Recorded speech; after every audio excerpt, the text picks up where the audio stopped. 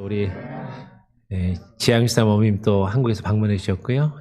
또 오랜만에 뵙는 분들도 있고 아직 오늘 조금 전체 좀 늦게 오시는 것 같네요. 그래도 하나님과 약속된 시간입니다. 그래서 시간이 되었으므로 우리 다 같이 자리에서 일어나셔서 묵도하심으로 2부 예배를 하나님께 올려드리도록 하겠습니다.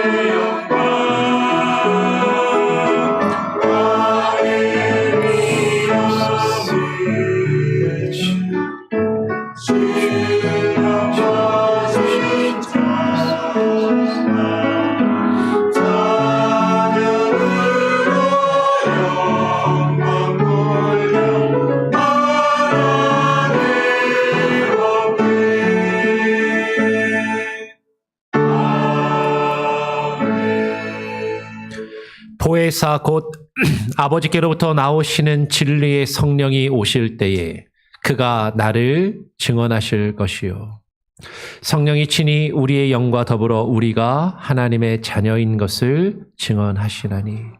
하나님 아버지 감사합니다. 오늘 거룩한 주일, 이 주일에 주님 앞에 나와 주님을 찬양하며 예배할 수 있는 것은 성령 하나님께서 우리를 주장하시며 우리를 이 자리로 이끄시며 주님을 주로 고백하게 하시고 주님을 예배하게 하심임을 하나님 인하여 감사합니다. 하나님, 우리의 마음과 뜻과 정성을 다하여 주님을 예배하지만 나의 의지와 나의 노력이 아니라 주님의 은혜와 주의 인도하심 안에서 우리가 오직 주님 앞에 나와 주님만을 예배하며 찬양케 하여 주시옵소서.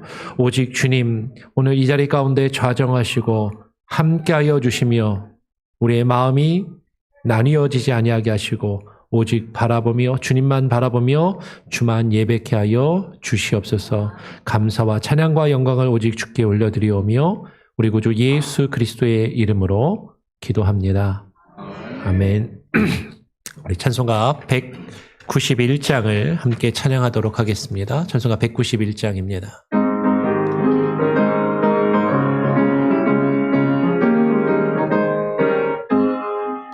내가 매일 기쁘게 순례의 길 행함은 주의 팔이 나를 안보함이요 내가 주의 큰 복을 받는 참된 비결은 주의 영이 함께함이라.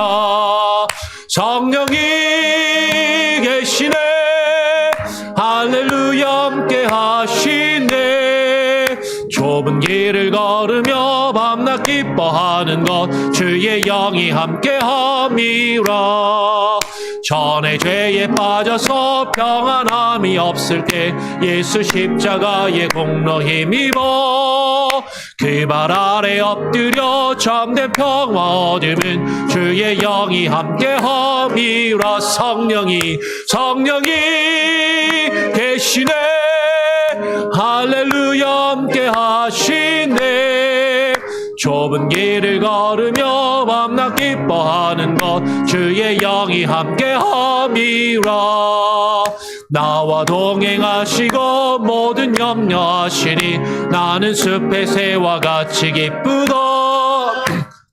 기쁜 마음으로 주의 뜻을 행함은 주의 영이 함께함이라. 성령이 계시네 할렐루야 함께하시네. 좁은 길을 걸으며 밤낮 기뻐하는 것 주의 영이 함께함이라.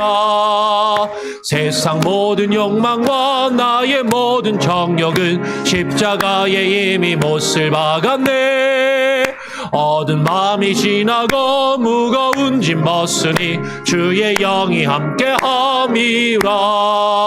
성령이 계시네 할렐루야 함께하시네. 좁은 길을 걸으며 밤낮 기뻐하는 것 주의 영이 함께함이라. 아멘. 성시교독 47번입니다. 성시교독 47번 시편 105편을 같이 함께 교독하도록 하겠습니다. 성시교독 47번 시편 105편입니다. 여호와께 감사하고 그의 이름을 불러 아뢰며 그가 하는 일을 만민 중에 알게 할지어다. 그에게 노래하며 그를 찬양하며 그의 모든 기이한 일들을 말할지어다. 그의 거룩한 이름을 자랑하라. 여호와를 구하는 자들은 마음이 즐거울지로다. 여호와와 그의 능력을 구할지어다. 그의 얼굴을 항상 구할지어다. 그의 종 아브라함의 후손 곧 택하신 야곱의 자손 너희는 그가 행하신 기적과 그의 이적과 그의 입의 판단을 기억할지어다. 그는 여호와 우리 하나님이시라. 그의 판단이 온 땅에 있도다. 그는 그의 언약 곧 천대에 걸쳐 명령하신 말씀을 영원히 기억하셨으니 이것은 아브라함과 맺은 언약이고 이삭에게 하신 맹세이며 야곱에게 세우신 율례 곧 이스라엘에게 하신 영원한 언약이라. 이르시기를 내가 가나안 땅을 너에게 주어 너희에게 할당된 소유가 되게 하리라 하셨도다. 아멘. 사도신경으로 우리의 신앙을 하나님과 또 사람들 앞에 함께 고백하며 선포하며 나가도록 하겠습니다. 전능하사 천지를 만드신 하나님 아버지를 내가 믿사오며 그 외아들 우리 주 예수 그리스도를 믿사오니 이는 성령으로 잉태하사 동정녀 마리아에게 나시고 본디오 빌라도에게 고난을 받으사 십자가에 못 박혀 죽으시고 장사한 지 사흘 만에 죽은 자 가운데서 다시 살아나시며 하늘에 오르사 전능하신 하나님 우편에 앉아 계시다가 저리로서 산자와 죽은 자를 심판하러 오시리라. 성령을 믿사오며 거룩한 공예와 성도가 서로 교통하는 것과 죄를 사하여 주시는 것과 몸이 다시 사는 것과 영원히 사는 것을 믿사옵나이다. 아멘. 예, 자리에 앉으셔서 우리 찬송가 286장을 한 장 더 찬양하고요. 오늘 예배를 위해서 김현자 권사님 대표로 기도해 주시도록 하겠습니다.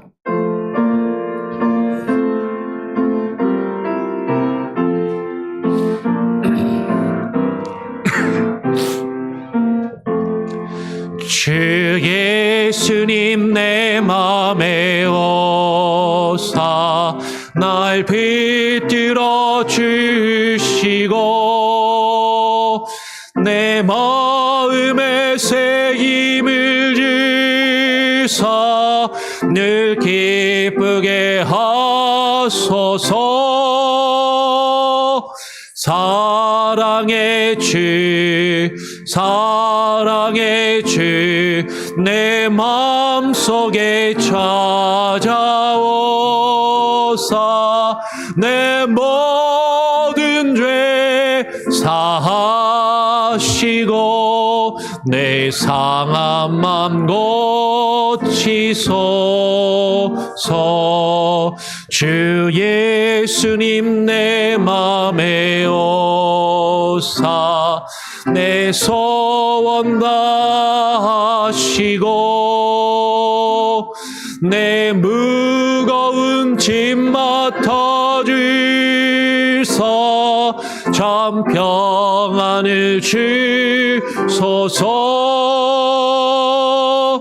사랑의 주 사랑의 주 내 마음속에 찾아오사 내 모든 죄 사하시고 내 상한 맘 고치소서. 주 예수님 내 맘에 오사 날 정결케 하시고 그 은혜를 내 맘에 채 늘 충만케 하소서. 사랑의 주, 사랑의 주, 내 마음속에 찾아오사 내 모든 죄 사하시고 내 상한 맘 고치소서. 주 예수님 내 맘에 오사 내 길 인도하시고 주 성령을 내 맘에 채워 늘 충만케 하소서. 사랑의 주, 사랑의 주, 내 마음속에 찾아오사 내 모든 죄 사하시고 내 상한 맘 고치소서.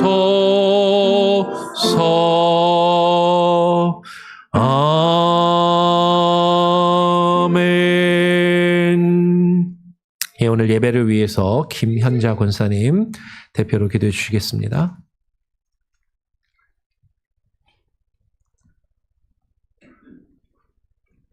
기도하시겠습니다. 새 노래로 여호와께 노래하라. 온 땅이여 여호와께 노래할지어다. 여호와께 노래하여 그의 이름을 송축하며 그의 구원을 날마다 전파할지어다. 아멘.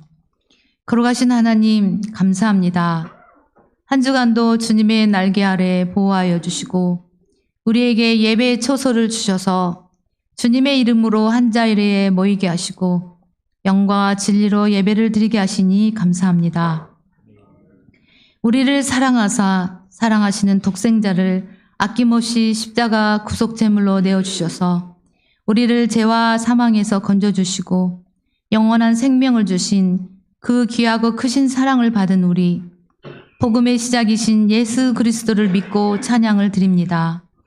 영생은 곧 유일하신 참 하나님과 그가 보내신 자 예수 그리스도를 아는 것이니다라고 말씀하셨습니다.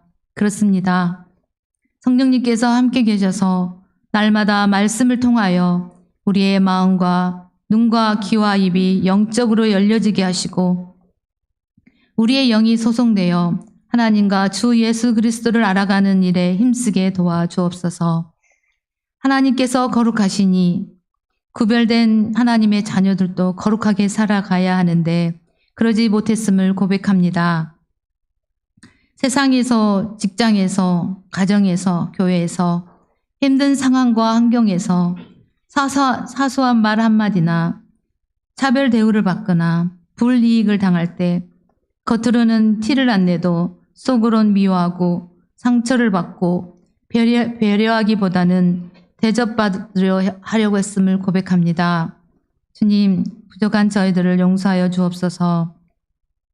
하나님의 크신 사랑이 우리 안에 넘치게 하시고 용서와 평안이 우리를 주장하여 우리의 마음을 주관하여 주옵시고 그리스도의 말씀이 성령님의 도우심으로 생각나게 하셔서 빛과 소금이 되어 어둠을 밝혀내고 또 소금으로 골고루 맛을 내어 경우에 합당한 말들을 할 수 있도록 하나님 도와주시옵소서. 교회를 위해 기도합니다. 항상 주의 말씀 위에 바로 서서 깨어 기도하는 교회, 올해 표어인 복음의 시작, 하나님의 아들 예수 그리스도를 믿고 알아가는 교회, 사랑과 구제가 넘치는 교회, 믿지 않는 열방을 향해 선교하는 교회, 항상 맡은 자에게 충성하는 청지기 사명을 감당하는 교회가 되게 하여 주옵소서. 주일학교를 위해 기도합니다. 이하람 전도사님, 다양한 연령대의 주일학교 자녀들에게 말씀을 전하십니다. 성령 충만함과 말씀 충만으로 말씀을 대언하게 하시고 모든 연령대의 자녀들이 깨닫고 알아가도록 성령님께서 인도하여 주옵소서. 봉사하시는 교사들에게도 기도와 말씀으로 무장하여 맡겨주신 반 자녀들을 잘 감당하게 하시고 전도사님과 교사들이 먼저 믿음의 본이 될 수 있도록 하나님 인도하여 주옵소서. 우리 자녀들이 주님의 말씀과 교양과 훈계로 양육이 되어서 이 어그러진 세대 가운데에서 살아갈 때 어릴 때부터 배우고 듣고 읽었던 말씀들이 그들이 앞으로 나아갈 세상과 미래의 삶 속에서 어그러진 세대를 본받지 않고 믿음을 지키며 하나님을 섬기는 일에 큰 힘과 능력이 되게 하실 줄 믿습니다. 우리 자녀들을 악과 어둠의 세력에서 그들의 영과 육을 지켜주시고 보호하여 주옵소서. 저희 교회가 후원하는 선교사님들을 위해 기도합니다. 선교지에서 사역하실 때 복음이 활발하게 전해지며 악한 것들로부터 지켜주시옵소서. 그리고 선교사님들의 건강과 안전과 가족들을 보호하여 주시고 그들의 수고와 헌신이 하나님께서 주신 힘과 능력으로 감당하실 수 있도록 도와주옵소서. 매주 예배를 돕는 손길들이 있습니다. 늘 겸손함으로 성실과 부지런함으로 청직의 사명을 감당하게 도와주시옵소서. 그리고 대한민국을 위해서 기도합니다. 하나님의 공의와 정의가 살아있게 도와주시고 정치와 경제가 안정될 수 있도록 유정자들에게 하나님을 경외하는 마음을 주시고 또 하나님을 믿는 자녀들이 자기들의 수단과 목적으로 하나님의 이름을 사용하지 않도록 하나님 지켜주시옵소서. 하나님의 정의만이 공의만이 살아 역사하는 대한민국이 되기를 간절히 원하옵나이다. 이 시간 말씀을 대언하시는 조재선 목사님을 위해 기도합니다. 성령님 조명하여 주옵시고 항상 영육간의 강건함을 주시며 지혜를 더하여 주시고 말씀을 준비하실 때 먼저 말씀의 풍성한 은혜를 받게 하시고 담대하게 말씀을 선포할 수 있도록 성령님께서 도와주시옵소서. 또한 말씀을 받는 저희들의 심령이 말씀을 사모하게 하시고 우리 안에 있는 견고한 진들이 말씀으로 깨어 부서지며 부드러운 옥토밭이 되게 하사 열매를 맺는 역사가 일어나기를 소원합니다. 또한 말씀을 듣는 중에 치유와 회복이 되게 하여 주옵소서.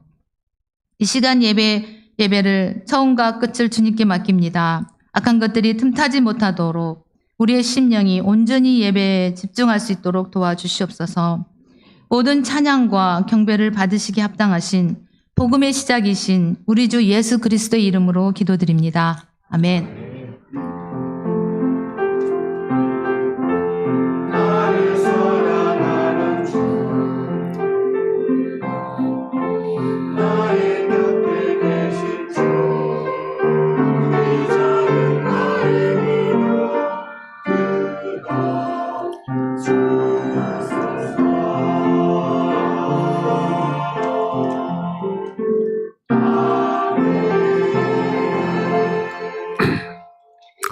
오늘 우리에게 주시는 하나님의 말씀은 마가복음 3장 28절부터 30절 세 절의 말씀을 같이 읽도록 하겠습니다. 마가복음 3장 28절부터 30절까지입니다. 제가 28절 한 절 읽으면 29절 30절은 같이 읽도록 하겠습니다. 내가 진실로 너희에게 이르노니 사람의 모든 죄와 모든 모독하는 일은 사하심을 얻되 누구든지 성령을 모독하는 자는 영원히 사하심을 얻지 못하고 영원한 죄가 되느니라 하시니 이는 그들이 말하기를 더러운 귀신이 들렸다 함이러라. 아멘. 우리 찬양대 찬양으로 먼저 하나님께 영광 올려드립니다.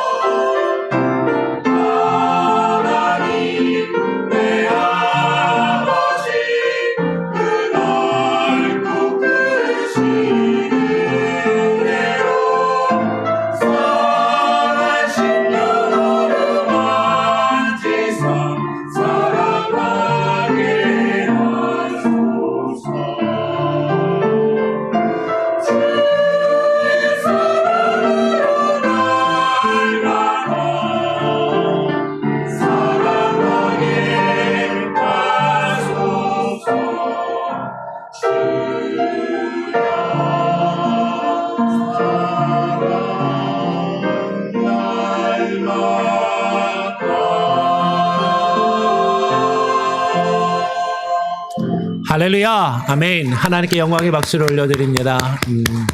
우리 옆 사람하고 한 번 더 인사해 볼까요? 우리 늦게 나오신 분들하고 다시 한 번 더 인사하고요. 조금만 더 일찍 나옵시다. 이렇게 인사도 하시고요. 한 주간 잘 지냈습니까? 예, 이렇게 또 오랜만에 뵙는 분들도 있고요. 또 한국에서 또 방문해 주신 분도 계시고 하여튼 감사합니다. 우리 한 번 더 같이 한번 인사해 보죠. 올해의 표입니다. 복음을 시작합시다. 복음을 시작합시다. 예, 그렇게 함께 인사하고 나누길 원해요. 여러분, 오늘 함께 나눌 말씀을 내용을 보면 사심을 얻을 수 있는 죄, 용서를 받을 수 있는 죄와 사하심을 얻지 못하는 죄, 용서받을 수 없는 죄가 있다라는 것을 아십니까? 이렇게 얘기하면 목사님 당연한 거 아니에요? 많은 분들이 그럼요. 저도 살다 보면 누군가는 용서를 다른 사람은 다 몰라도 이 사람은 용서 못하는 사람이 있고 다른 건 다 용서해도 나한테 이런 실수나 잘못을 한 사람은 용서할 수 없다라고 그렇게 이야기하는 경우들을 종종 보게 됩니다. 많은 경우에 나에게 특별히 상처를 큰 아픔을 준 사람이나 나의 어떤 마음을 크게 상하게 하거나 자존심을 크게 상하게 해서 모멸감과 모욕감을 준 경우나 그런 일들이나 그런 사람들은 쉽게 용서하지 못하고 용서할 수 없다라고 그렇게 이야기하는 그런 경우들이 종종 있는 것 같아요. 그런데 나에게 그런 큰 아픔이나 상처를 주고 나의 자존심을 짓밟고 모욕감을 느끼게 하는 사람들이 전혀 나와 상관없는 사람들이기보다는 내 주변에 가까이 있는 사람들에게서 그런 아픔이나 그런 상처를 주고받는 경우가 사실 많이 있죠. 어느 집안이나 가족마다 사실은 그렇게 가까운 가족을 통해서 혹은 친척을 통해서 그런 아픔이나 상처를 주고받고 그런 아픔이나 상처를 누구에게도 쉽게 말하지 못하고 오랜 시간 동안 아픔을 가지고 상처를 가지고 살아가는 경우들이 우리 주변에서 보면 실제로 많이 있는 것 같아요. 실제로 저희 가족에도 저희 집안에도 그런 일이 하나 있어요.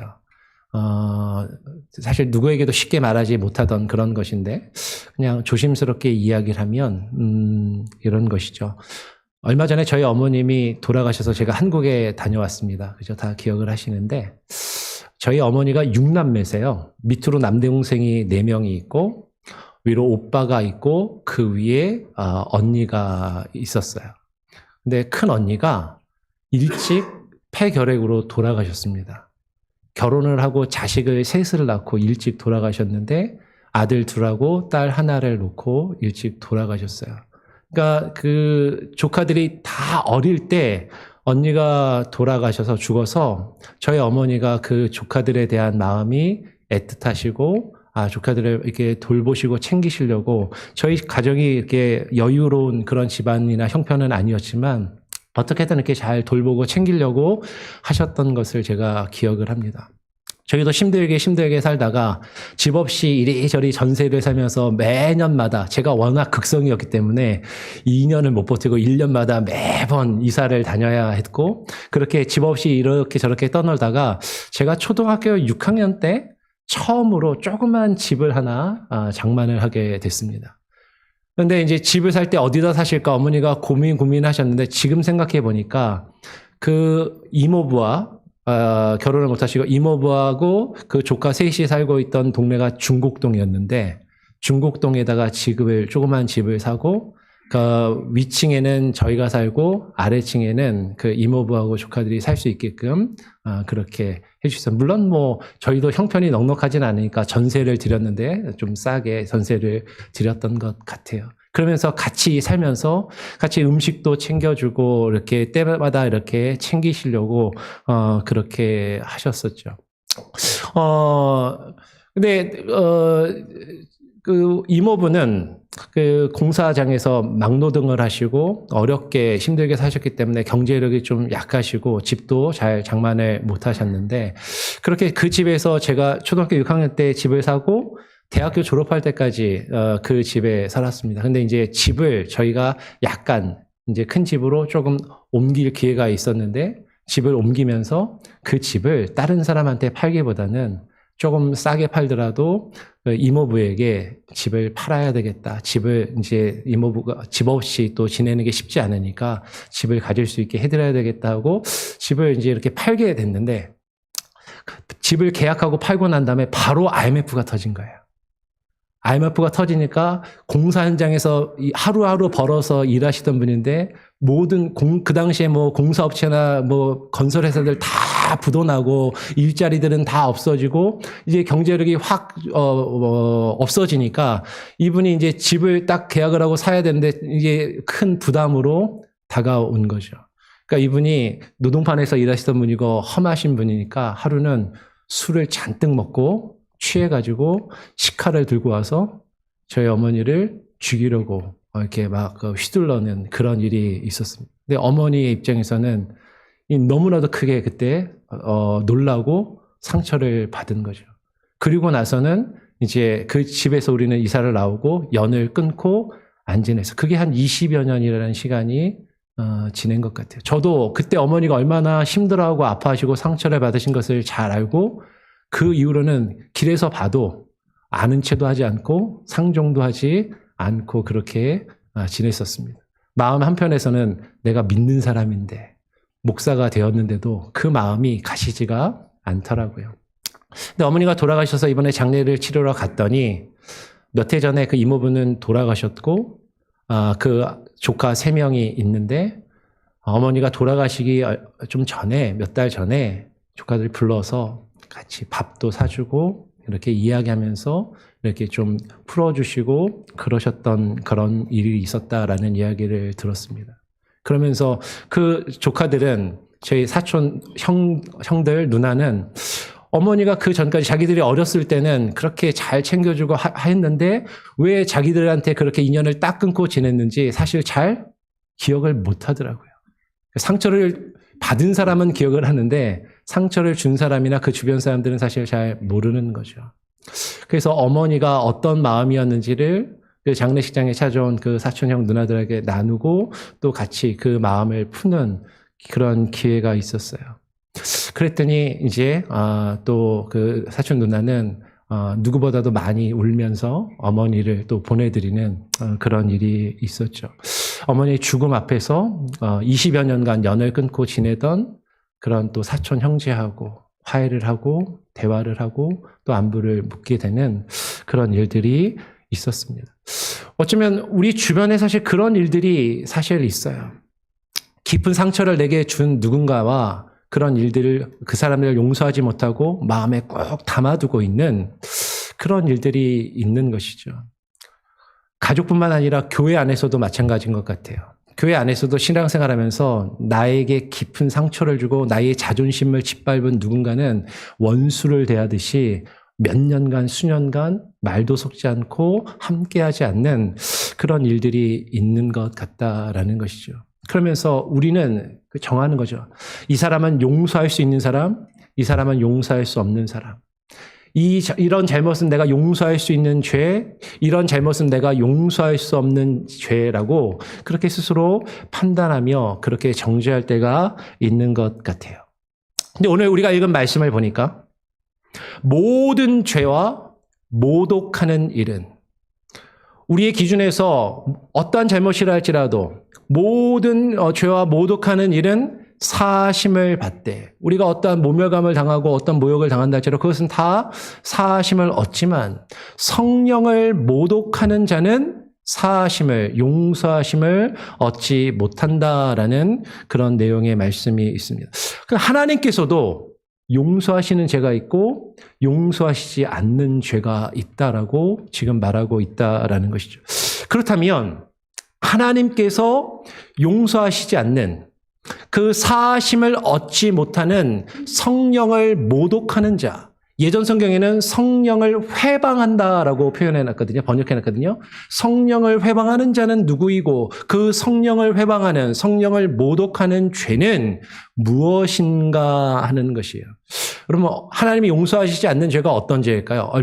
아주 큰 죄. 살인죄같이 큰 죄를 지면 하나님 용서하지 않으실까요? 어떻게 생각하세요? 살인죄 지면 하나님 용서해 주십니까? 안 해 주십니까? 하나님께 용서받을 수 있어요? 없어요?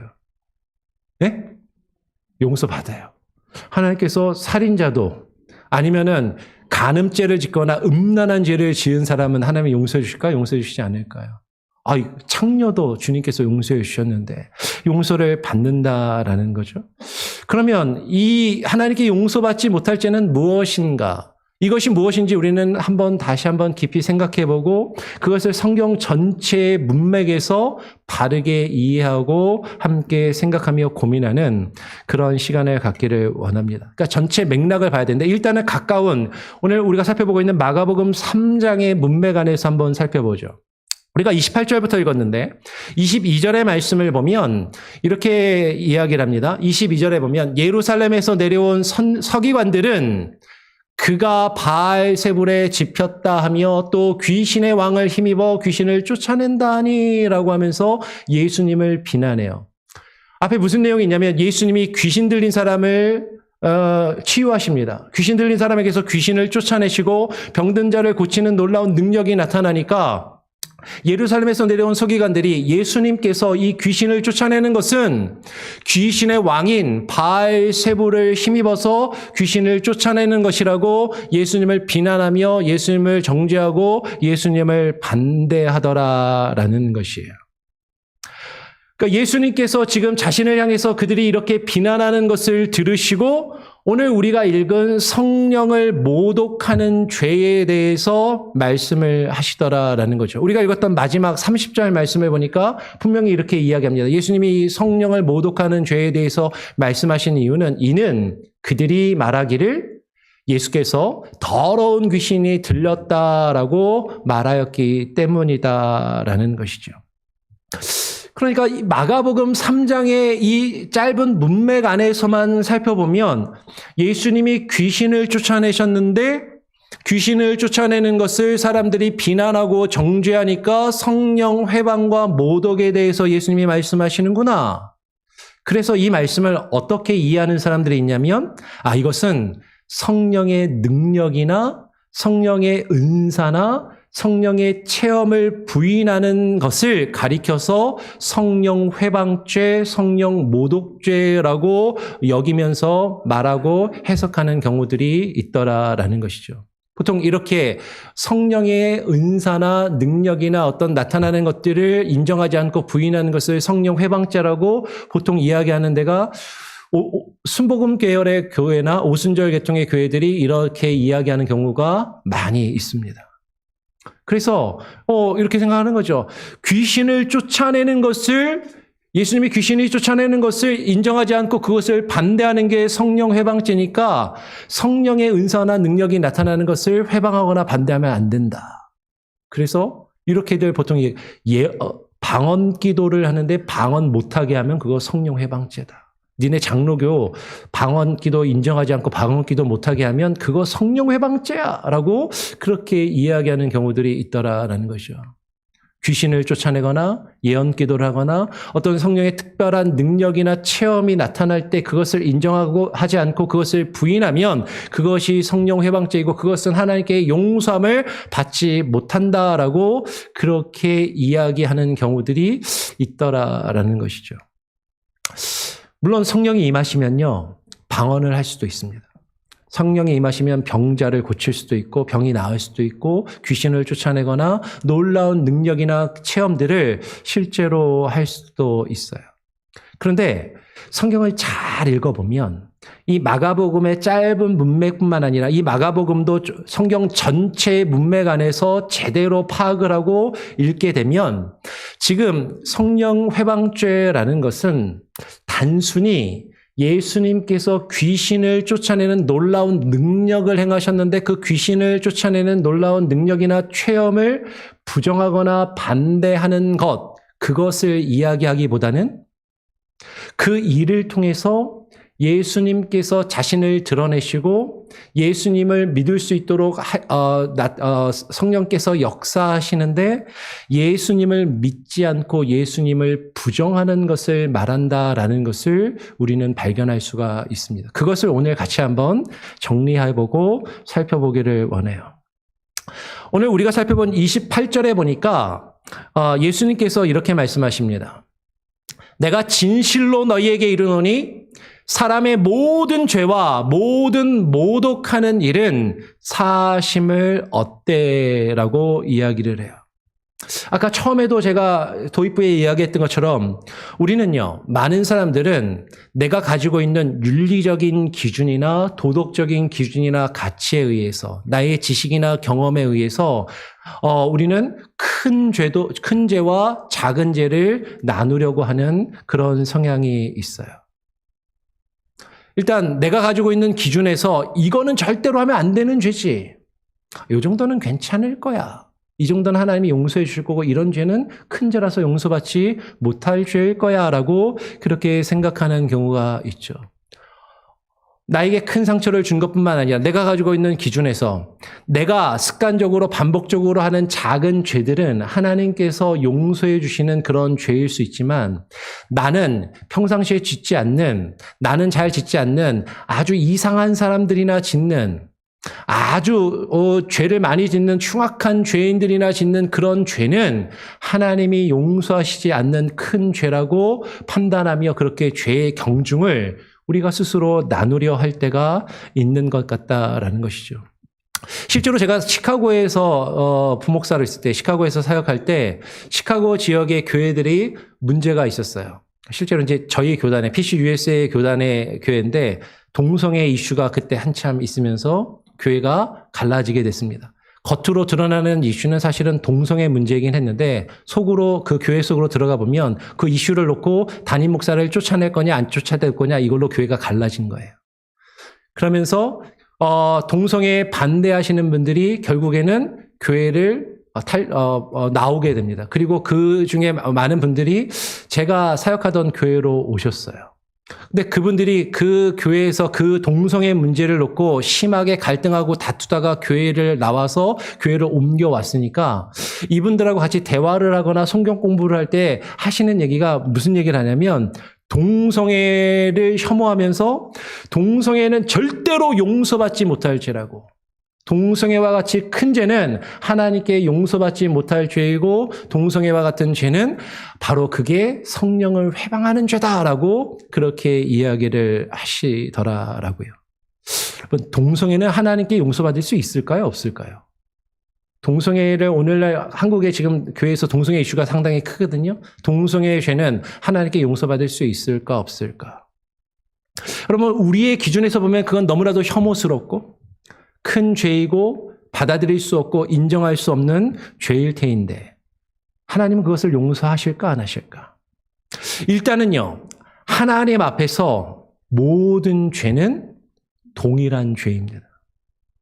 어떤 죄라고 해서 더 나은 죄가 있고 더 괜찮은 죄가 있는 것이 아니라 하나님 앞에서는요. 우리가 생각할 때 아주 작은 죄라 할지라도 그 죄조차도 하나님 앞에서는 똑같은 죄이고 큰 죄나 작은 죄나 다 똑같이 하나님 앞에서는 동일한 죄이고 그 죄는 어떠한 죄라도 우리가 그 죄가 있으면 하나님의 나라를 유업으로 받을 수 없음을 그 죄로 인하여 우리가 하나님께 구원 얻을 수 없음을 성경은 우리에게 분명하게 증거해 주고 있다는 거죠. 고린도전서 6장 9절 10절의 말씀을 한번 보겠습니다.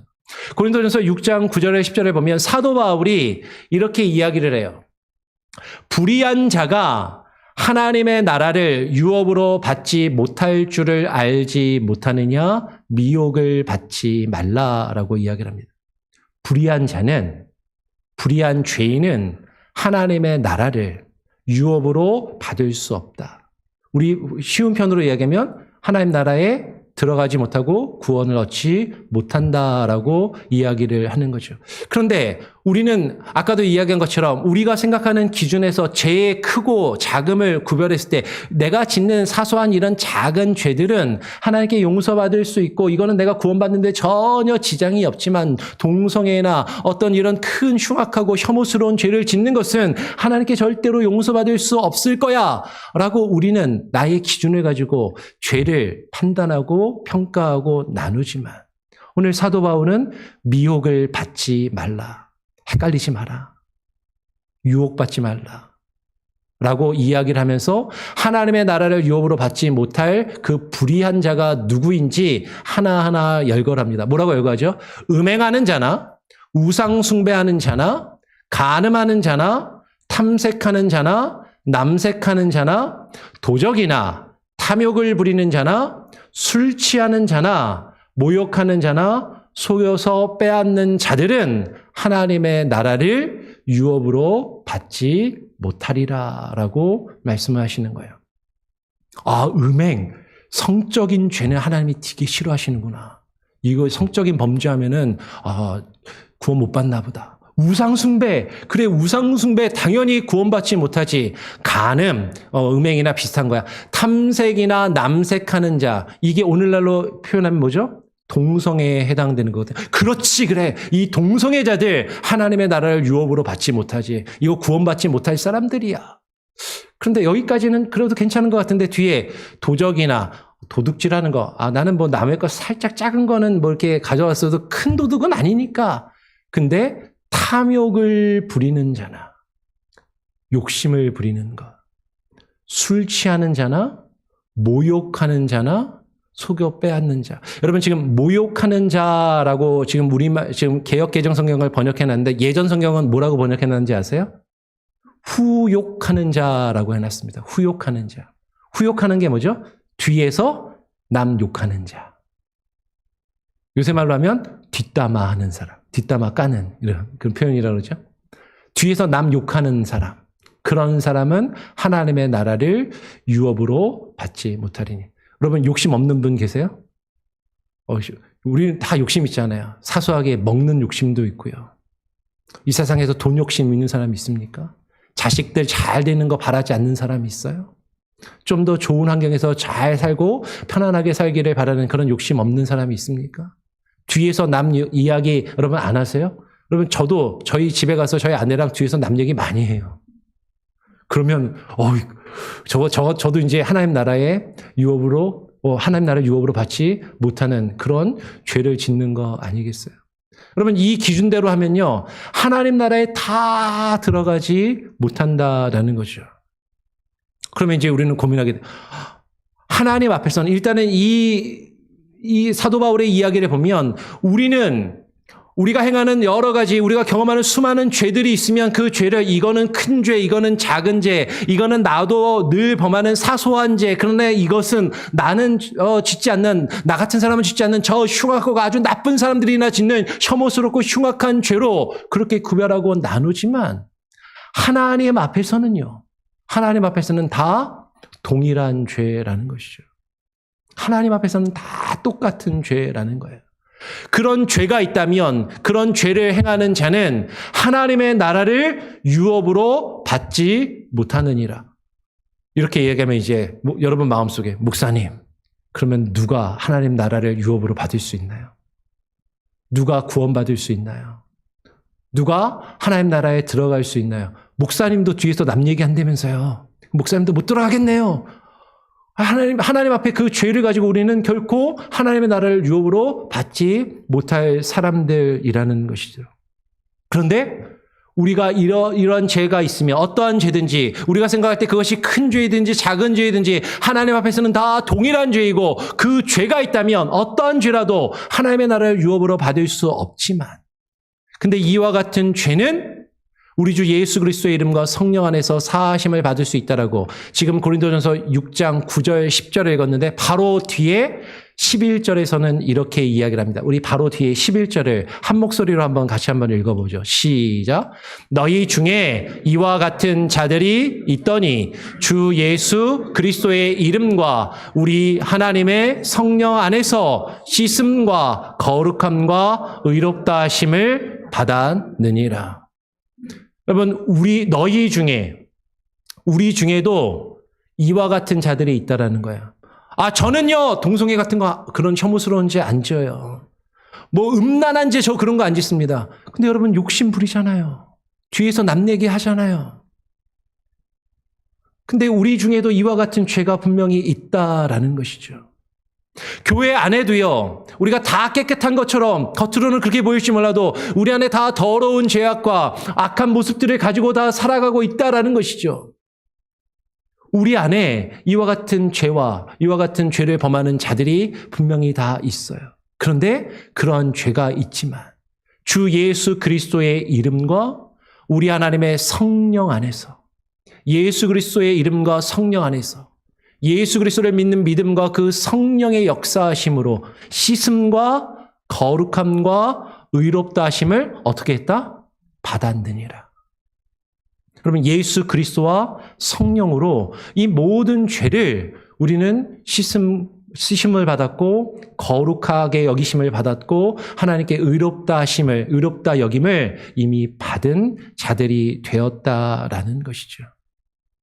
여러분, 우리는 우리의 기준에서 내가 가지고 있는 지식이나 윤리적인 기준이나 도덕적인 기준이나 나의 경험 속에서 내가 생각하는 큰 죄, 작은 죄, 내가 지어도 괜찮다라고 생각하는 죄, 절대로 이 일은 지을 수도 없고 이해할 수도 없고 받아들일 수 없는 죄라고 그렇게 우리는 나누면서 다른 사람을 판단하고 비난하고 정죄하기도 쉽게 하지만, 그런데 하나님 앞에서는요, 겉으로 드러나는 모든 죄는 다 동일한 죄라는 거예요. 그 죄는, 그 죄로 인하여 우리는 결코 하나님 앞에 우리 스스로 하나님의 나라를 유업으로 받을 자격이 아무도 없는 자들이라는 것이죠. 나는 저 사람이 짓지 않는, 저 사람이 짓는 저런 혐오스럽고 큰 죄는 나는 짓지 않으니까 나는 그래도 좀 괜찮지라고 스스로 생각할지 모르지만 하나님 앞에서는 다 똑같은 죄인들이라는 것이에요. 우리가 구원받을 수 있는 것은 내가 다른 사람보다 큰 죄를 짓지 않고 조그만 죄만 지어서가 아니라 예수 그리스도의 이름과 성령의 역사 안에서 우리가 씻음과 거룩함과 의롭다 하심을 받게 되었을 뿐이다라는 것이죠. 우리는 내가 생각할 때 용서받을 죄와 용서받지 못할 죄, 용서할 죄와 용서하지 못할 죄를 우리는 나눌지 모르지만 하나님 안에서는 다 똑같은 죄이고 하나님이 그런 우리를 값없이 하나님의 은혜로 조건 없이 사랑하여 주시고 우리를 용서하여 주신 것처럼 우리가 볼 때 저런 사람을 어떻게, 저런 죄를 어떻게, 그들도 주님이 용서하시고 그들을 위하여 피 흘리셨으며 주님이 그들을 용서하셨기에 주님이 우리를 먼저 용서하신 것처럼 우리도 그들을 용서할 수 있어야 한다라는 것이죠. 그런데 오늘 성경은 이어서 이야기를 합니다. 예수님께서 오늘 우리가 읽은 말씀 마가복음 3장 29절에 보면 그렇게 모든 죄를 하나님께서 용서하시고 용서를 하나님께 받을 수 있는데 누구든지 성령을 모독하는 자는 영원히 사하심을 얻지 못하고 영원한 죄가 되느니라라고 말씀하시는 거예요. 여러분, 여기서 영원이라는 표현이 2번이나 나옵니다. 성령을 모독하는 자는 영원히 사하심을 얻지 못하고 영원히 죄가 된다라고 이야기를 하는 것이죠. 그러면 하나님께 용서받지 못하는 이 성령을 모독하는 죄, 예전 성경에 성령을 회방하는 죄가 무엇인지를 우리가 알아야 될 거 아니에요. 그 성령을 모독하는 죄, 성령을 회방하는 죄가 무엇인지를 알려면 성령이 누구이시고 성령을 모독하고 회방하는 것을 알려면 성령이 하시는 일이 무엇인지를 우리는 정확하고 분명하게 알아야만 한다라는 것이죠. 지금 새벽 예배 때 생명의 삶을 통해서 요한복음의 말씀을 같이 읽고 묵상하고 있습니다. 우리가 지난 주간에 요한복음의 말씀을 읽고 묵상하면서 성령에 대해서 주님이 말씀하신 것을 우리가 나누었어요. 그리고 화요일까지 또 그 성령 하나님에 대한 사역에 대해서 우리가 계속해서 묵상하고 나누게 될 겁니다. 요한복음을 보면 성령이 누구이신지, 성령이 하시는 사역이 무엇인지 우리에게 가장 확실하고 분명하게 설명해주고 증거해주고 있다라는 것이죠. 요한복음 14장 16절 17절에 보면 예수님께서 이렇게 말씀하세요. 내가 아버지께 구하겠으니 그가 또 다른 보혜사를, 아버지 하나님께서 또 다른 보혜사를 너희에게 주사 영원토록 너희와 함께 있게 하리니. 예수님께서 제자들을 떠나가시겠다라고 말씀하시면서 또 다른 보혜사를 보내어 주시겠다라고 합니다. 또 다른 보혜사란 얘기는 원래 보혜사가 있다라는 얘기죠. 원래 보혜사가 누구예요? 예수님 자신이에요. 예수님이 제자들을 사랑하시고 도우시는 분으로 제자들을 위로하시고 함께 하시는 보혜사로 오셨는데 이 땅에 성육신하여 육신으로 오신 예수님은 십자가에 죽으시고 부활하신 이후에 제자들을 떠나가시지만 예수님이 떠나신 다음에 예수님 대신 제자들과 함께할 또 다른 보혜사를 제자들에게 우리에게 주시겠다라고 약속하신 것이죠. 근데 그 보혜사가 누구냐면 오늘 17절에 그는 진리의 영이라.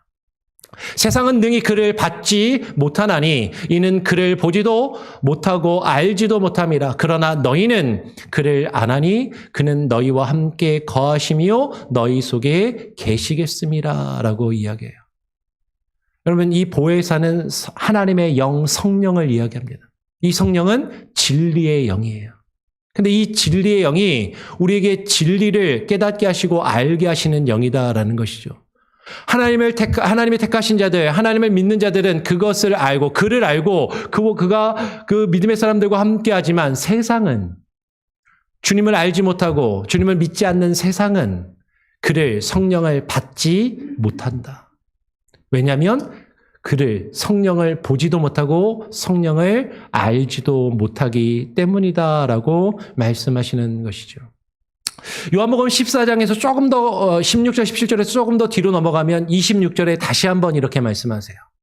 보혜사, 곧 아버지께서 내 이름으로 보내실 성령, 그가 너희에게 모든 것을 가르치고 내가 너희에게 말한 모든 것을 생각나게 하시리라. 그 진리의 영은, 그 진리의 영이신 성령님이 하시는 일이 무엇이냐면 예수님께서 제자들에게 가르치시고 말씀하셨던 모든 것을 생각나게 하시고 기억나게 하시고 그것을 가르치셔서 그 의미를 깨달아 알게 하시는 그 역사를 성령 하나님이 하신다라는 것이죠.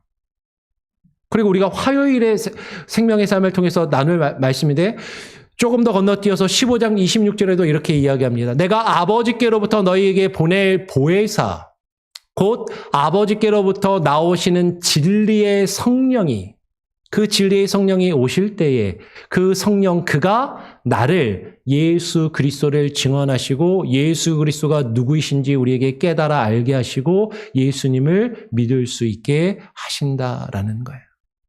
그러면 요한복음에서 나타나는 성령은요, 진리의 영입니다. 성령이 하시는, 이것이 성령께서 하시는 가장 주된 사역이고 가장 주된 역할이라는 것이죠. 아까도 이야기한 것처럼 성령이 우리에게 임하시면 방언기도 할 수도 있어요. 귀신을 쫓아낼 수도 있고 병자를 고칠 수도 있습니다. 그러나 그것은 그 사건을 통해서 예수 그리스도가 누구이신지 우리가 깨달아 알 수 있도록, 우리가 예수 그리스도를 믿을 수 있도록 우리의 마음을 열고 주님을 받아들일 수 있도록 하는 하나의 방법으로, 하나의 도구로, 수단으로 사용하시는 것이지, 성령이 하시는 그 주된 사역은 예수 그리스도와 주께서 하신 말씀을 우리로 하여금 깨닫도록 가르치시고 그것을 생각나게 하시고 그것을 깨닫게 하시며 그 말씀을 받아들이게 하시는 것이다라는 것이죠. 그래서 사도 바울은 로마서 8장 16절에서 이렇게 이야기합니다. 우리 같이 한번 한 목소리로 읽어볼까요? 로마서 8장 16절 시작. 성령이 친히 우리의 영과 더불어 우리가 하나님의 자녀인 것을 증언하시나니. 성령이 하시는 일이 뭐냐면 우리 안에 오셔서 우리의 영과 더불어서 우리가 하나님의 자녀인 것을 증언하신대요. 우리가 하나님의 자녀라는 것을 우리로 하여금 깨닫게 하시고 그것을 믿게 하시고 그것을 우리에게 증거하시는 것이 바로 성령의 역사라는 것이죠. 즉 성령은 우리에게 오셔서 우리로 하여금 그것을 깨닫게 하심으로 우리는 성령을 받아서 그 성령의 가르치심으로 하나님의 은혜를 깨닫고 하나님과 예수 그리스도가 누구인지를 알게 되더라라는 거죠. 아까 김현자 권사님이 대표 기도하실 때 영생은 하나님과 그의 유일하신 독생자를 아는 것이라고 한 그 요한복음의 말씀이거든요. 근데 그것을 알도록 하시는 분이 성령님이시다. 고린도전서 2장 12절에서 14절의 말씀을 한 번 더 보겠습니다. 고린도전서 2장 12절 13절에 보면 이렇게 이야기해요. 우리가 세상의 영을 받지 아니하고 오직 하나님으로부터 온 영, 하나님으로부터 온 영이 뭐죠? 성령. 아까 성령을 하나님으로부터 보내주신다고 했으니까 그 성령을 받았으니 이는 우리로 하여금 하나님께서 우리에게 은혜로 주신 것을 알게 하려 하심이라. 하나님께서 성령을 우리에게 주셔서 하나님의 은혜가 무엇인지 우리로 하여금 깨달아 알게 하신다라는 거예요. 우리가 이것을 말하거니와 사람의 지혜가 가르친 말로 아니하고 오직 성령께서 가르친 것으로 하니 영적인 일은 영적인 것으로 분별하느니라라고 말씀을 하는 것이죠. 여러분, 말씀의 증거자들이 하나님의 말씀을 가르치고 증거할 때 사람의 지혜나 사람의 경험이나 사람의 지식으로 말하고 가르치는 것이 아니라 우리가 이것을 말할 때 오직 성령께서 가르치시는 것으로 한다. 성령께서 우리에게 그것을 깨닫게 하실 때 그 말씀을 바르게 증거할 수 있고 들을 수 있음을 말씀하고 있다라는 것이죠. 그런데 바로 이어서 14절은 이렇게 이야기합니다. 그러나 육에 속한 사람은 하나님의 성령의 일들을 받지 아니하나니 이는 그것들이 그에게는 어리석게 보임이요 또 그는 그것들을 알 수도 없나니 그러한 일은 영적으로 분별되기 때문이다라고 이야기를 하는 것이에요. 여러분, 우리가 하나님의 은혜를 깨달아 아는 것, 성경 말씀이 믿어지는 것, 그것을 경험하게 되는 것은 성령의 역사라는 것이죠. 그런데 육에 속한 사람은, 예수 그리스도를 믿지 않고 세상에 속한 사람들은 하나님의 성령의 일들을, 그 성령이 하시는 이 일들을 받지 않고 그것을 거부하며 그것을 거역하고 회방하더라라는 것이죠. 왜냐하면 그들에게는 그것이 어리석게 보이고 그것을 알지도 못하기 때문이다. 그러한 일은 영적으로 분별되기 때문이다라고 이야기를 하는 것이에요. 여러분, 이게 성령이 하시는 역사라는 거예요. 여러분, 성령이 아니고서는 우리가 하나님의 은혜를 깨달아 알 수 없다라는 거예요. 성령이 아니고서는 우리가 하나님의 일들을 경험할 수 없다라는 거예요. 여러분, 이것이 영적으로 되는 분별이다. 영 분별의 은사를 이야기할 때 어떤 분들은 이렇게 생각하시는 분들이 있어요. 누군가를 이렇게 딱 보면, 누군가의 목소리를 들으면, 누군가의 몸에 손을 딱 대면 이 사람의 영적인 상태가 쫙 느껴지면서 아, 이거 귀신 들었구나. 이거 지금 시험에 빠졌구나. 지금 뭐 죄 가운데 있구나. 이제 그렇게 판단하고 알 수 있는 것을 영분별의 은사라고 그렇게 생각하는 경우가 있어요. 실제로 뭐 제 친구 목사 중에서도 제가 어렸을 때도 그런 일들을 경험하고 뭐 해서 그런 것들을 뭐 영분별이라고 생각했던 적도 있었습니다. 그런데 성경에서 말하고 있는 진정한 영분별은 성령 하나님께서 우리에게 알려주시는 말씀을 깨닫고 분별하는 것이 영적인 분별력이고 그것이 영분별의 은사가 된다라는 것이죠.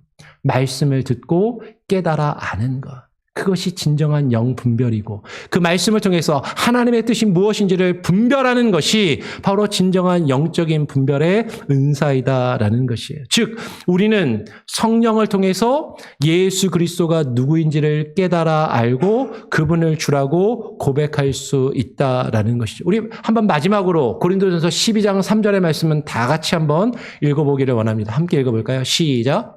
그러므로 내가 너희에게 알리노니 하나님의 영으로 말하는 자는 누구든지 예수를 저주할 자라 하지 아니하고 성령으로 아니하고는 누구든지 예수를 주시라 할 수 없느니라. 하나님의 영으로 말하는 자들은요.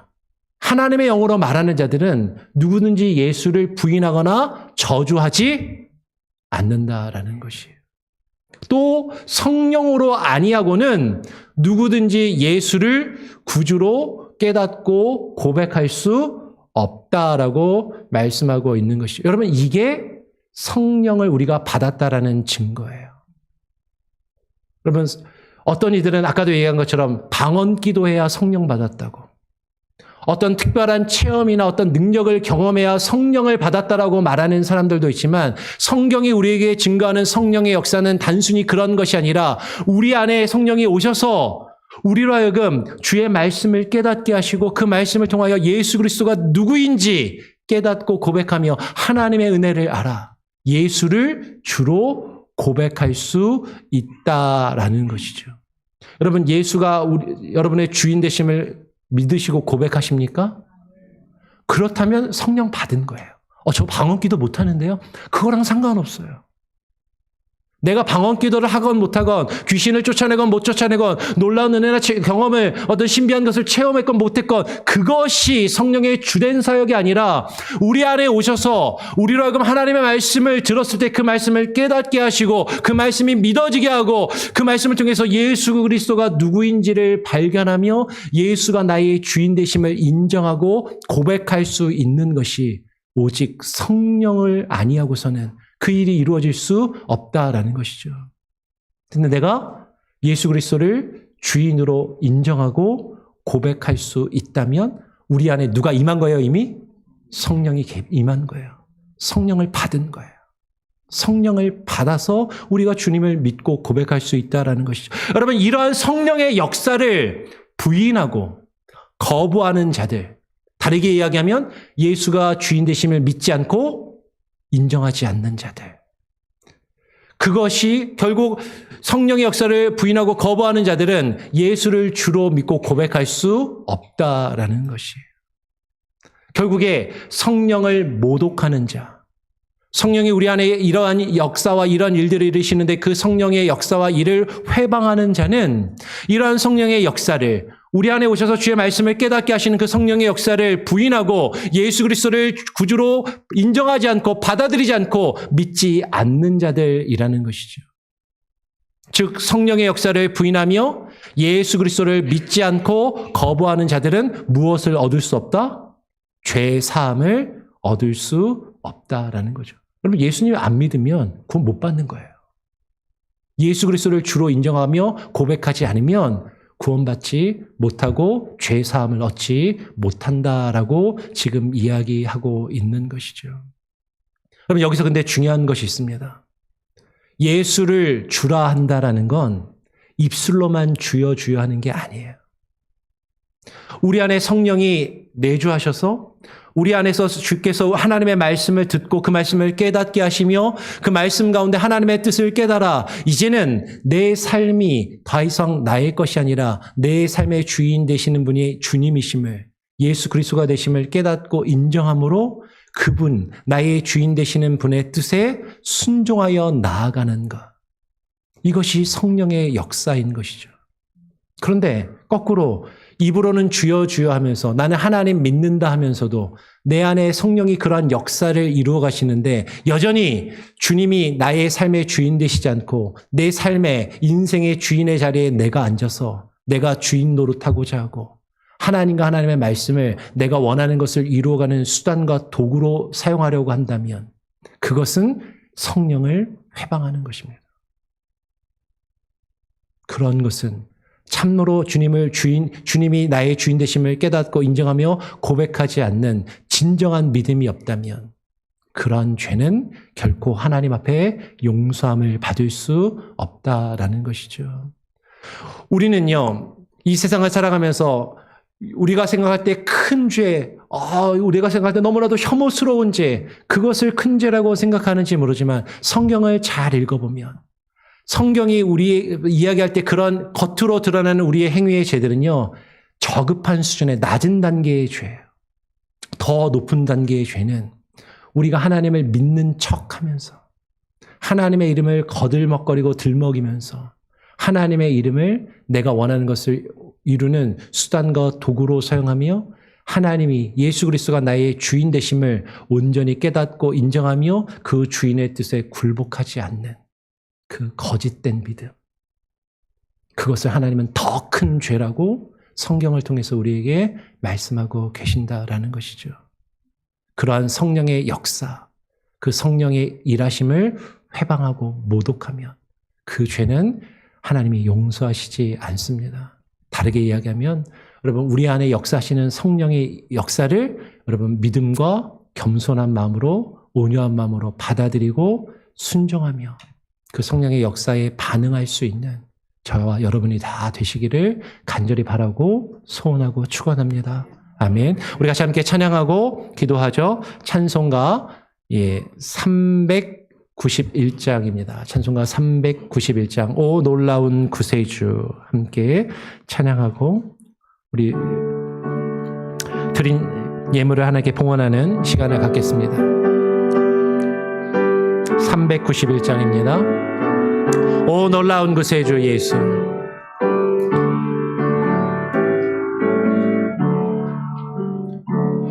오 놀라운 구세주 예수 내 주 참 능력의 주시로다. 큰 바위 및 안전한 그곳으로 내 영혼을 숨기시네. 메마른 땅을 종일 걸어가도 나 피곤치 아니하며 저 위험한 곳 내가 이를 때면 큰 바위에 숨기시고 주 손으로 덮으시네. 오 놀라운 구세주 예수 내 주 내 모든 짐 벗기시네. 죄악에서 날 끌어 올리시며 또 나에게 힘 주시네. 메마른 땅을 종일 걸어가도 나 피곤치 아니하며 저 위험한 곳 내가 이를 때면 큰 바위에 숨기시고 주 손으로 덮으시네. 증량 못할 은혜로 채우시며 늘 성령에 감화주사 큰 기쁨 중 종임을 존양하러 내 믿음을 도우시네. 메마른 땅을 종일 걸어가도 나 피곤치 아니하며 저 위험한 곳 내가 이를 때면 큰 바위에 숨기시고 주 손으로 덮으시네. 주 예수님 공중에 임하실 때 나 일어나 맞이하리. 그 구원의 은총을 노래하리. 저 천군과 천사 함께 메마른 땅을 종일 걸어가도 나 피곤치 아니하며 저 위험한 곳 내가 이를 때면 큰 바위에 숨기시고 주 손으로 덮으시네. 기도하겠습니다. 하나님 아버지 그렇습니다. 주님, 우리가 주님을 믿는다 하면서도 우리 안에 역사하시는 성령의 역사를 회방하며 거역하고 있지는 아니한지, 성령께서 우리에게 들려주시며 깨닫게 하시는 주의 말씀과 그 말씀의 뜻을 받아들이지 않고 그것을 부인하며 거부하며 회방하고 있지는 않은지, 주께서 나의 주인 되시고 내 삶의 왕이 되심을 깨닫게 하시고 나의 주인 되시는 왕 예수 그리스도와 주의 말씀에 순종하도록 우리를 이끄시는 주의 성령의 역사를 우리가 거역하며 회방하고 있지는 아니한지, 주님을 믿지 않고 거역하는 그 죄는, 그 성령을 회방하며 거역하는 죄는 결코 사하심을 얻지 못하고 영원한 죄가 된다라는 것을 하나님 그 의미를 깨달아 알게 하시고 성령이 우리에게 인도하시는 주의 말씀과 주의 뜻을 깨닫고 분별하며 예수 그리스도가 나의 주인 되시고 왕 되심을 인정하며 고백하며 내 삶을 주님께 맡기고 드리게 하여 주시옵소서. 그 마음으로 주님, 우리가 주님 앞에 나와 예배하며 주께서 우리에게 허락하신 것의 일부를 우리의 주인 되시며 왕 되시는 주님께 정성껏 구별하여 드리오니 주님 기뻐 받아주시고 우리의 삶과 하나님 우리의 교회 사역 가운데 기름 부으시며 주님의 선하신 뜻을 이루어 가게 하여 주시옵소서. 하나님 이 예물이 쓰이는 곳마다 하나님의 선하신 뜻이 이루어지게 하여 주시고 이 예물을 바친 우리 성도들의 가정과 삶 가운데 하나님의 역사와 인도하심이 늘 언제나 끊이지 않고 동행하시는 그 은혜가 있게 하여 주시옵소서.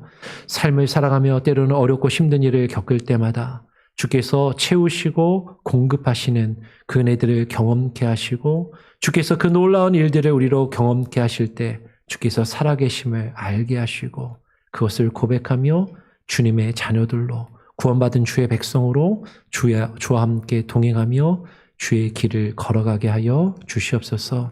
하나님께서 우리 성도들 한 사람 한 사람 저들의 가정과 자녀들을 책임지시고 돌봐주시기를 간절히 바라고 소원하오며 우리 구주 예수 그리스도의 이름으로 기도합니다. 아멘.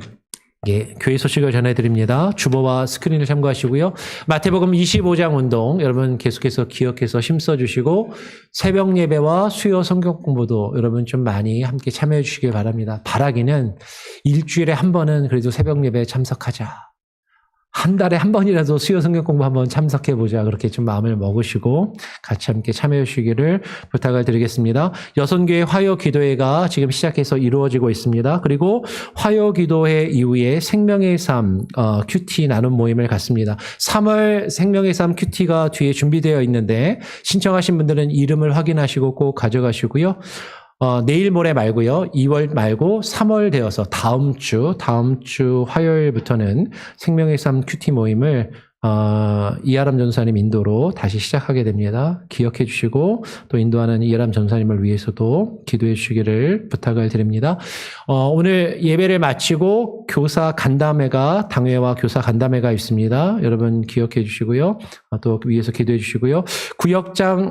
구역 인도자 성경 공부 모임이 다음 주에 있습니다. 구역 인도자님들 기억해 주시고 매일 성경 통독도 주보에 있는 순서대로 계속해서 여러분 이루어 주시고요. 춘계 신방 의무적으로 반드시 하실 건 아니고요. 원하시는 분들은 신청을 하시면 신방을 할 수 있도록 그렇게 하겠습니다. 마지막 10번 광고 교우 동정이 있는데요. 내일 우리 김창수 장로님 남편분 성함이 레온 에반스인데요.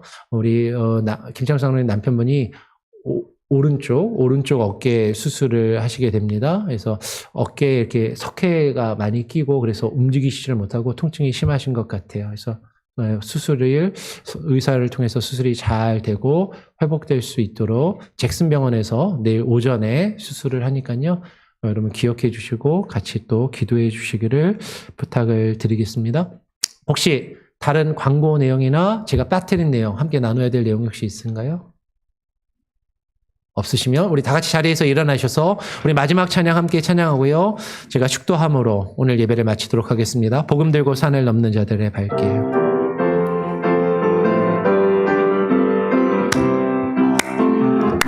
복음 들고 산을 넘는 자들의 발길 아름답고도 아름답고도 아름답도다 아름답도다 영화 전하며 복된 소식을 외치네 주다스 주다스 리시네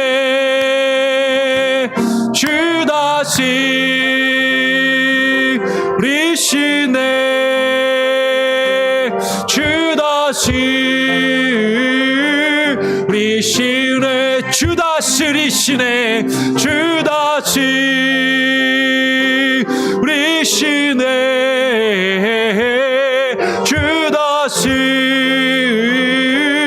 리시네. 이제는 주님 앞에 나와 예배하며 우리의 예배와 찬양과 우리의 삶의 모습이 성령의 인도하심과 성령의 역사하심 안에서 이루어지며 우리 안에 역사하시는 성령님, 그 성령님의 역사와 사역을 우리가 방해하거나 회방하거나 거역하지 아니하고 성령이 우리에게 깨닫게 하시며 인도하시는 주의 말씀과 주의 뜻대로 순종하며 주의 일을 이루어가며 그 성령의 역사에 순응하며 주와 함께 동행하기를 소원하고 결심하는 오늘 주님 앞에 나와 주님을 예배하며 주님을 찬양하는 오늘 2부 예배에 참석한 모든 예배 참석자들과 출타 중에 있을지라도 우리 교회에 속한 모든 권속들과 그리고 이 시간에 온라인으로 예배를 드리며 또 이후에 예배드릴 모든 이들의 삶과 그들의 가정과 자녀들 위해 이제는 우리 구주 예수 그리스도의 무한하신 은혜와 아버지 하나님의 크신 사랑과 성령의 역사 교통하심이 이제로부터 은혜와 평강으로 함께 거하실지어다. 아멘.